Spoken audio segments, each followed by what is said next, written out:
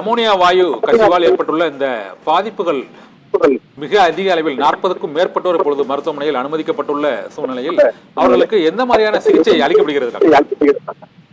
Sir ஆக்சுவலா வந்து பாத்தீங்கன்னா இந்த அமோனியா கேஸ்ன்றது வந்து பாத்தீங்கன்னா ஒரு பிளேமபிள், அதாவது ஈஸியா தீ பிடிக்கக்கூடியது. அதே மாதிரி ஹைலி இரிட்டன்ட், நீங்களும் அழகா சொல்லியிருந்தீங்க, எரிச்சல் தன்மை அதிகமா இருக்கும்.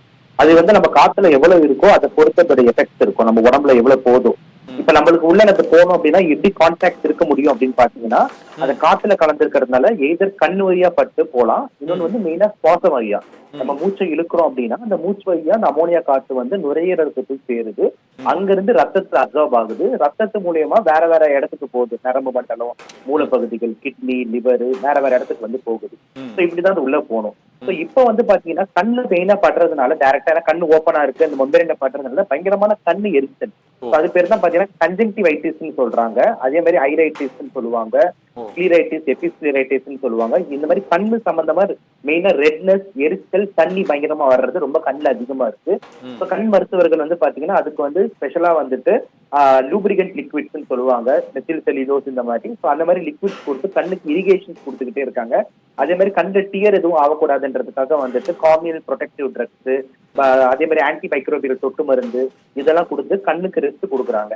ஸோ அதுக்கு வந்து கண்ணுல இருந்து முடிஞ்ச அளவுக்கு வந்து அந்த அமோனியா வந்து கிளியர் ஆயிட்டு அப்புறம் ஏற்பட்டிருக்கிற இந்த ரியாக்ஷன் குறையறதுக்கு ஸ்டீராய்டு மாதிரி சொத்து மருந்துகளும் வந்து கொடுப்பாங்க. இது கண் பார்வை பாதிக்கப்படுறது வாய்ப்பு இருக்கா? ரொம்ப அதிகமான பாதிப்பு ஏற்பட்டு எரிச்சல் அதிகமான ஜென்ரலா சான்ஸ் ரொம்ப கம்மி சார் கண்ணு வரைக்கும். ஓகேங்களா, மெயினா வந்துட்டு நம்மளுக்கு வந்து கண்ணுல வந்து ரொம்ப கஷ்டங்கள் அதிகமா இருக்குமே தவிர உங்களுக்கு கண்ணு பார்வை அளவுக்கு வந்து, ஏன்னா கண்ணு பார்வை போனா பின்னாடி இருக்கிற நரம்பு மண்டலம் பாதிக்கப்படும். அந்த ரெட்டினான்னு சொல்லக்கூடிய அந்த இடத்துல இருந்து வரக்கூடிய ஆப்டிக் நர்வ் பாதிக்கப்பட்டாதான் கண்ணு வந்து பார்வை போகும். ஆனா இது வந்து இந்த டைரக்டா இந்த வெளிப்பகுதியில தான் பிரச்சனை அதிகமாக்குமே தவிர பின்பகுதியில இருக்கிற மெயின் நரம்பு மண்டலத்துல வந்து ப்ராப்ளம் வந்து எடுத்தோடு எதுவும் பெருசா ஏற்படாது.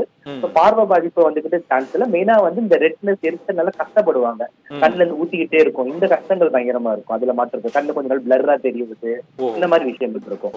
ஆனா ஒரு நுரையீரல் டாக்டரா வந்து பல்நாலஜிஸ்டா வந்துட்டு மெயின் பிரச்சனை வந்து பாத்தீங்கன்னா வந்துட்டு நம்ம அந்த காசை உள்ள இழுக்கிறோம் அப்படின்னும் போது உங்களுக்கு இந்த காசு வந்து இந்த தொண்டை பகுதி வழியா சுவாச குழாய்களுக்கு போய் சேருது, அந்த டியூப் வழியா போய் லங்ஸுக்கு போய் சேருது. இந்த போற வகை எல்லா இடத்துலயுமே பாத்தீங்கன்னா ஆல்ரெடி சொன்ன மாதிரி அமோனியா NH3ன்றது வந்து பாத்தீங்கன்னா ஹைலி இரிட்டன்ட். ஓகேங்களா, கன்ஜங்டிபிள் இரிட்டன்ட் கெமிக்கல். போற இடத்துல எல்லாமே இரிட்டேஷன். இப்போ ஒண்ணுமே இல்ல, ஒரு சாதாரணமா வந்து நம்ம வந்து ஒரு வீட்டுல ஒரு தாளிக்கிறோம் இல்லைன்னா ஒரு மீனை வறுக்கிறோம்னாலே டக்குன்னு ஒரு சின்ன நெடி போனாலே நம்ம என்ன பண்றோம்னு உங்களுக்கு தெரியும். ஹச்சுன்னு தும்புறோம், இல்லைன்னா பயங்கரமா இருக்கும், எரிச்சனுவோம். நம்ம வீட்டுல வந்து தாய்மார்கள் எவ்வளவு வந்து சமைக்கும் போது சின்ன புகைக்கே கஷ்டப்படுவாங்க. இப்போ இந்த மாதிரி ஒரு highly volatile dangerous chemical gas வந்து படும் போது என்ன ஆகுதுன்னா இரிட்டேஷனோட லெவல் அதோட ஒரு 10 இருந்து 20 மடங்கு அதிகமா இருக்கும் மினிமம். நான் சொல்றது ரொம்ப கம்மி அமௌண்ட், அதாவது எவ்வளவுனா 5 இருந்து 15 parts per million, 5 to 15 parts per million இருந்தாலே விளக்கங்கள் இருக்கும். அதிகமாயிட்டே போச்சு அப்படின்னா கஷ்டங்கள் ரொம்ப அதிகமாகும். சோ என்ன மாதிரி விஷயங்கள் வந்து நுரையீரல்ல ஏற்படும் அப்படின்னு கேட்டீங்கன்னா வந்து உங்களுக்கு வந்து ஃபர்ஸ்ட் வந்து பாத்தீங்கன்னா ரேட்ஸ்ன்னு சொல்லுவோம். ரேட்ஸ்னா என்னன்னா sir, reactive airway dysfunction syndrome அப்படின்னு சொல்லுவாங்க. அப்படின்னா என்னன்னா நம்மளோட லங்ஸ் ஒரு டியூப் இந்த மாதிரி இருக்கு அப்படின்னா அந்த காத்து போய் பட்ட உடனே அந்த டியூப் ரியாக்ஷன்னால அந்த எரிச்சல்னால டக்குன்னு அந்த டியூப் எல்லாம் சுருங்க ஆரம்பிச்சிடும் லங்ஸ்ல, ஆரம்பிக்கும், ஒரு ஆஸ்துமா மாதிரி ஏற்படும். அவங்களுக்கு வந்து பாத்தீங்கன்னா வந்து அப்படின்னு சொல்லிட்டு அந்த காத்து போறது ரொம்ப கஷ்டமா இருக்கு, விசில் அடிக்கிற மாதிரி சவுண்ட் வந்து நெஞ்சில இருந்து வருது அப்படின்ற மாதிரி பேஷண்ட்ஸோட மெயின் கம்ப்ளைண்ட்ஸா இருக்கும். இதான் ரேட்ஸ்.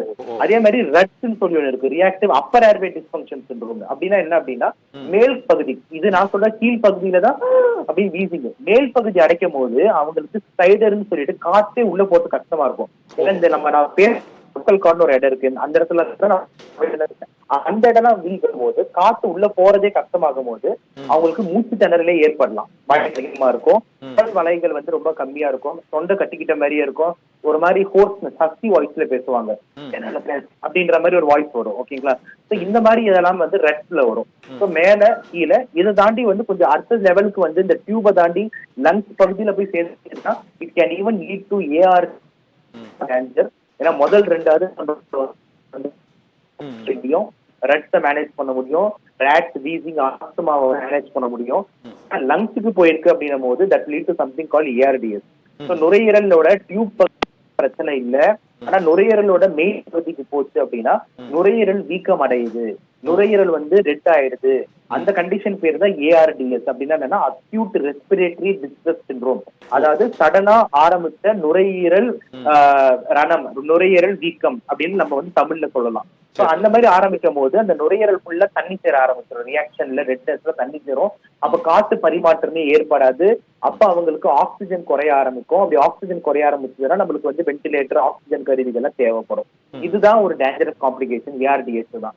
அந்த லெவலுக்கு வந்து நம்ம பேஷண்ட்ஸை வந்து போகாம நம்ம வந்து முடிஞ்ச அளவுக்கு வந்து மானிட்டர் பண்ணி ARDS போனாலும் அதை வந்து ட்ரீட் பண்ணி சேலஞ்ச் பண்ணி வெளியே கொண்டு வரணும். ஆனா ஃபர்ஸ்ட் செகண்ட் ஸ்டேஜ் வந்து கண்டிப்பா நம்ம ஓரளவுக்கு மேனேஜ் பண்ணா பேஷண்ட்டுக்கு பயம் கஷ்டங்கள் இருக்கும்.